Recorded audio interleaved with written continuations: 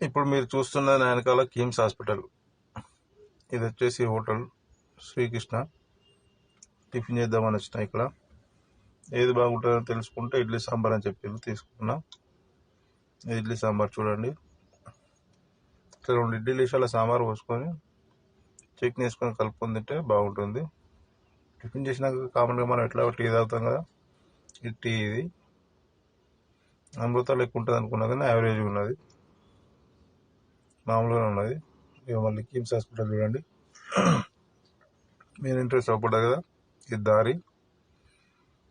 ఇది వచ్చేసి అప్టినా అని ఇలాచి 5 అండి బెంకట్ రీజనల్ ఫ్లవర్స్ అని చెప్పేసి అని కాఫీ షాప్ లెక్క. ఇది వచ్చేసి మెయిన్ రోడ్. ఇది వచ్చేసి గ్రీన్ కలర్ సిఎన్జి బండి. ఇది మెయిన్ రోడ్. లెఫ్ట్కి పోతే కిమ్స్ హాస్పిటల్. తెలుసు కదా మీకు. నేను ఇక్కడ పార్కింగ్ చేసుకున్నాను. ఈ రాళ్ళ చెట్టు కింద ఇక్కడ వినాయకుడు పెడతాడు. ఈ మండపం అదే. ఈ రాళ్ళ చెట్టు చుట్టూ మొత్తం రౌండ్ వేసి గద్దెలు వేసి పెద్దగా ఇక్కడ స్టేజ్ మీద రేకులు వేయడం జరిగింది. బండి చూసారా, ఇది